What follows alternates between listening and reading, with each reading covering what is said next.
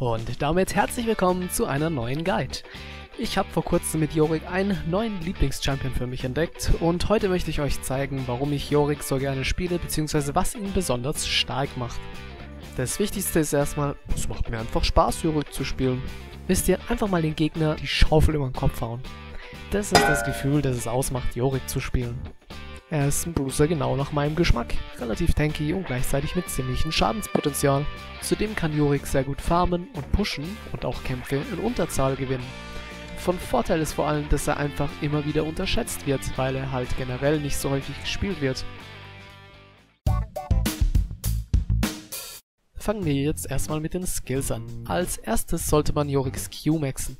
Damit macht man ordentlich Damage, man healt sich und es ist ein Auto-Attack-Reset. Und dadurch, dass das Q nur 25 Mana kostet, kann man es mehr oder weniger spammen.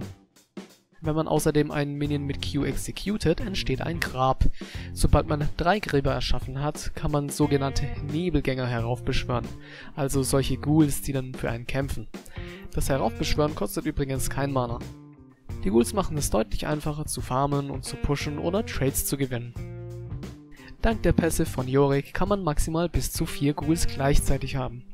Gräber entstehen außerdem auch für jeden getöteten Gegner. Und ab Level 13 sogar für jedes 4. Minion, das in der Nähe von Yorick stirbt.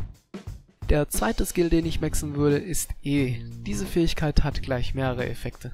Zum einen macht es am getroffenen Ziel Schaden, abhängig von dessen maximalen Leben, und zum anderen werden getroffene Gegner verlangsamt, während Yorick zusätzliches Lauftempo erhält. Wenn man außerdem kurz davor oder kurz danach seine Ghouls heraufbeschwört, springen sie automatisch den mit E markierten Gegner an und kloppen auf ihn ein. Der letzte Skill, den ich in der Regel maxe, ist das W, womit Yorick seine Gegner 4 Sekunden lang einsperren kann. Die Mauer kann am Anfang aber auch durch 2 Auto-Attacks wieder zerstört werden. Auf Level 5 gemaxt benötigt man dafür hingegen 4 Auto-Attacks. Gegner mit Dashes lassen sich natürlich nicht so einfach einsperren. In diesem Fall benutzt man am besten erst dann die Wand, wenn der Gegner seinen Dash auf Cooldown hat. Falls man übrigens seine Wand mal verhauen hat und sie ohnehin passiv einsetzen wollte, kann man, wenn es sich anbietet, einfach den Trick anwenden, im Kreis um die eigene Wand zu laufen.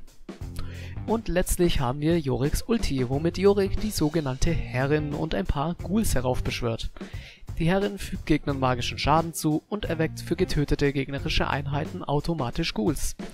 Wenn man außerdem mit E einen Gegner markiert, attackieren nicht nur die Ghouls, sondern auch die Herren diesen Gegner.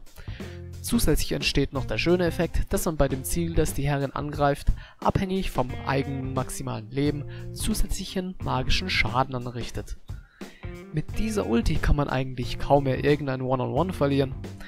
Ganz abgesehen davon, dass man damit natürlich äußerst effektiv pushen und Tower einreißen oder auch mit 3 gefinishten Items schon den Baron soloen kann. Schauen wir uns jetzt das Itembild an. In der Regel kaufe ich mir immer ein Corrupting Potion, das Mana und Leben wiederherstellt und somit dafür sorgt, dass man verbunden mit dem Q sehr viel Sustain und nur selten zu wenig Mana auf der Lane hat. Das wichtigste Item, was man als erstes finishen sollte, ist Trinity Force. Trinity hat nämlich alles, was man braucht. Leben, Mana, Angriffstempo, AD, Lauftempo, Cooldown Reduction und 2 sehr nützliche Passives. Wenn es auf der Lane normal bis gut läuft, holt man sich als erstes Teil-Item Sheen und wenn es weniger gut läuft, holt man sich als erstes Teil-Item Phage. Als zweites Item kaufe ich mir dann meistens Sterak's, weil es zum einen viel Leben gibt und zum anderen den Grund-AD-Wert erhöht. Also genau das, was man als Bruiser haben möchte. Zudem hilft die Pässe von Sterak's, dass man dank einem Schild noch länger durchhält. Spätestens dann sollte man die Wahl seiner nächsten Items von der Situation abhängig machen. Wenn es gut läuft und man nicht allzu oft Dauer-CC'd wird, hole ich mir gerne mal Death's Dance für noch mehr AD, Cooldown Reduction und zusätzlichen Heal. Das Praktische ist, mit Death's Dance hielt man sich sogar für die Auto-Attacks, die die Ghouls machen. Dazu der Q-Heal sowie die entsprechende Mastery, worauf ich noch später eingehen werde, und man hielt sich einfach enorm schnell. Sehr gut für Yorick ist auch Spirit Visage, einerseits für mehr Magieresistenz und andererseits, weil es den Heal auch nochmal erhöht. Und für mehr Rüstung kauft man sich am besten Dornpanzer, Panzer des Toten Mannes oder Randuins. Und für noch stärkeres Pushen sowie etwas MR und Rüstung holt man sich das CC-Rod Portal. Ein gutes Item für Yorick ist auch die titanische oder die gefräßige Hydra, womit man unter anderem auch noch einen weiteren Auto-Attack-Reset hat.